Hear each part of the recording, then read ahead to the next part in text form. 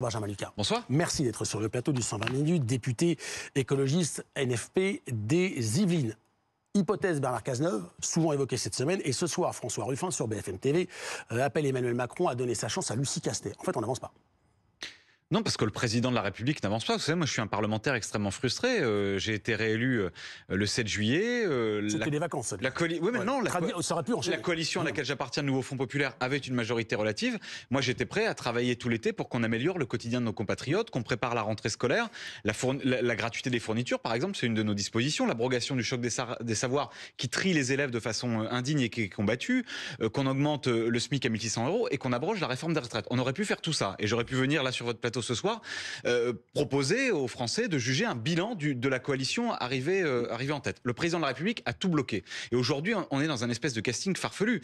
Vous imaginez Jacques Chirac en 97 dire « Je ne nomme pas M. Jospin, le leader de la coalition de la gauche plurielle, je nomme Jean-Pierre Chevènement ou je vais chercher quelqu'un qui est ailleurs ». Les proportions de votre victoire de la première place du NFP sont à ce point-là différentes.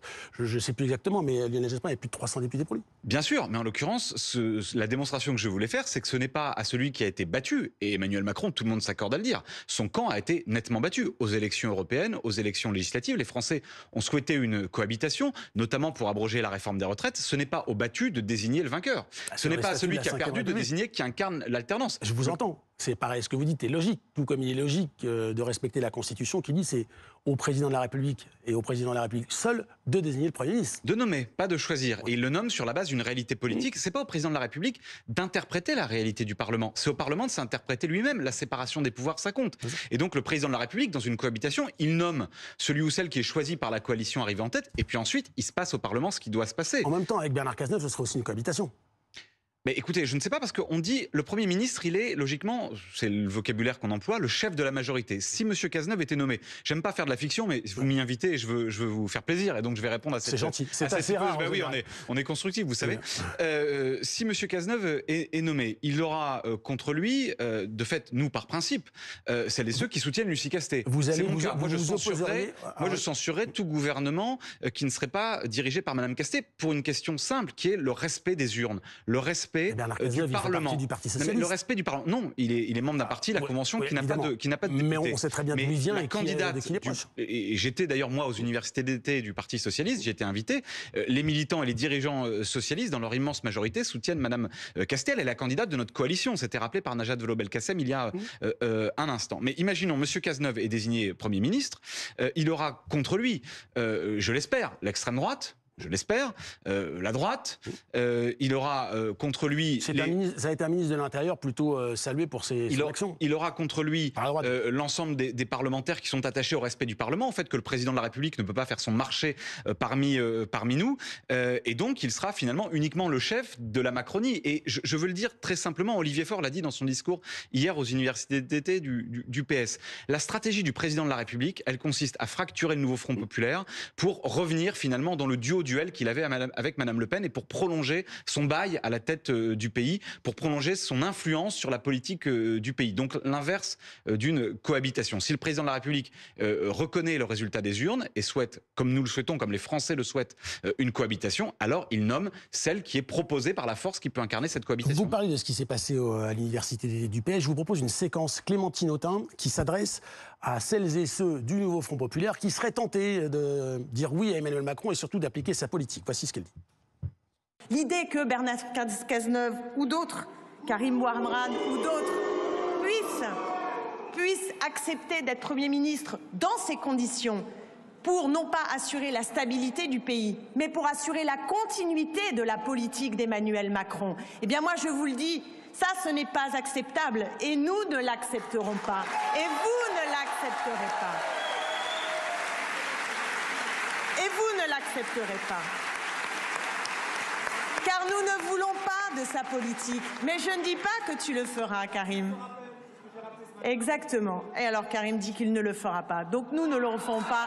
Et nous serons soudés. L'histoire qui s'écrit un peu en direct. J'étais avec Bruno Cotresse, le politologue, juste avant que vous n'arriviez.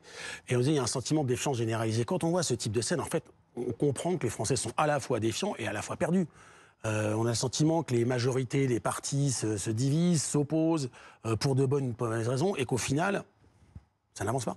Moi, je crois que nous sommes un peuple très politique. On l'a vu d'ailleurs dans la participation au moment des élections législatives. Et là, vous avez la gauche, c'est parfois sa faiblesse. Je crois que c'est sa force. Elle débat de façon transparente et devant les Français. Ça ne se passe pas dans une arrière-cuisine. Vous voyez, quand on parle de coalition au Parlement, ça repose sur des projets, sur des convictions, sur des valeurs. Et on a des choses à trancher importantes pour l'avenir du pays, sur la justice sociale, sur la bifurcation écologique qui est nécessaire au regard du péril climatique, sur la transformation de notre démocratie dont on voit bien qu'elle est à bout de souffle avec les excès du président de la République. Elle a du mal à fonctionner, effectivement, et donc c'est pour ça aussi, moi je crois, vous savez, pour répondre au sujet que vous aviez avant sur la défiance de nos compatriotes à l'égard de la politique, qui est un constat qu'on partage tous, évidemment, qu'on peut nuancer ici ou là.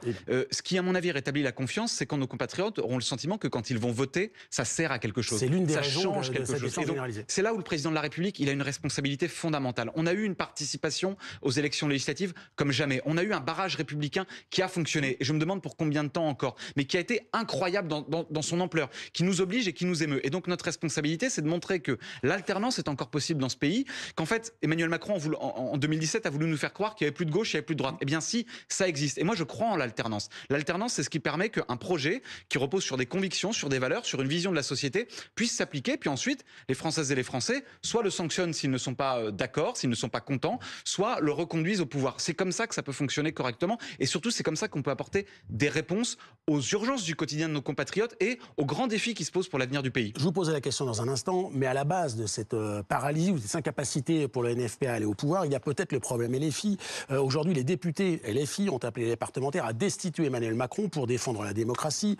Ils accusent le président de la République de manquement grave à son devoir, sachant que cette procédure de destitution dépend de l'article 68 de la Constitution et qu'elle est extrêmement compliquée à mettre en place puisqu'il faut l'approbation des 2/3 des parlementaires réunis en haute cour. Tout le monde dit, Benjamin Lucas, que c'est impossible. C'est quasiment impossible. Est-ce que vous soutenez cette initiative? Et si oui, pourquoi? Et sinon, est-ce que ce n'est pas la nouvelle preuve qu'il y a un problème LFI dans cette attelage NFP? Ça fait beaucoup de questions. Je vais essayer de vous répondre avec... Vous avez 12 secondes. Je vous réponds... je vous en remercie. Je vous réponds avec sincérité et sans engager qui que ce soit d'autre que moi-même. Je suis porte-parole de mon groupe, mais je parle en mon nom personnel. Moi, je m'interroge sur cette proposition de la France Insoumise, à la fois parce que je pense qu'il faut afficher une grande fermeté à l'égard du chef de l'État, que ce qui s'est passé est grave, que c'est un déni de démocratie, que le président a bloqué les institutions pour s'accaparer les pouvoirs, que ce gouvernement démissionnaire, moi je vais d'ailleurs proposer dans les jours qui viennent une commission d'enquête sur ce qu'aura été la réalité des abus de pouvoir de ce gouvernement démissionnaire, parce qu'on a vu des choses qui ne devraient pas exister dans une démocratie normale. Donc ça, c'est ce qui me fait dire qu'il faut de la fermeté. Et en même temps, pour reprendre une formule bien célèbre, j'aimerais qu'à gauche, la réflexion qu'on a sur cette question-là, qui est une question légitime, on parte finalement d'un autre bout que celui qui est proposé par la France Insoumise. Si on destitue le président de la République, ça veut dire qu'il y a une élection présidentielle. Et donc moi, la question que je pose à mes camarades de toute la gauche, c'est s'il y a une élection présidentielle demain, est-ce que nous sommes en capacité de présenter une candidature commune? Et donc je crois qu'il faut partir de là. Et donc de gagner et d'empêcher Marine Le Pen d'accélérer. Et voilà, parce que moi, mon obsession, c'est que l'extrême droite n'arrive pas au pouvoir et qu'on puisse, nous, mener une politique de transformation de la société qui réponde aux urgences du quotidien de nos compatriotes et qui trace un chemin optimiste pour l'avenir, qui amène de nouvelles conquêtes sociales, de nouvelles conquêtes pour le progrès, le temps libéré, la démocratie et l'écologie. Et donc, je veux qu'on parte de là. Est-ce que nous sommes capables, dans les jours et les semaines qui viennent, aussi de poser entre nous sereinement, mais lucidement, cette question-là, de construire un processus commun qui nous permette d'avoir une candidature commune, partagée, sur la base du programme qui est déjà le nôtre, celui du Nouveau Front Populaire, à l'élection présidentielle. Et à partir de ça, je crois que la réflexion sur le sort, finalement, que nous voulons réserver au président de la République actuel, changera de nature. Merci beaucoup, Benjamin Lucas, d'avoir été dans 120 minutes ce soir pour on aura l'occasion de se voir, à mon avis, très rapidement pour évoquer le choix du Premier ministre et la composition du gouvernement. Merci beaucoup. Merci. On va s'intéresser à présent à ce qui se passe.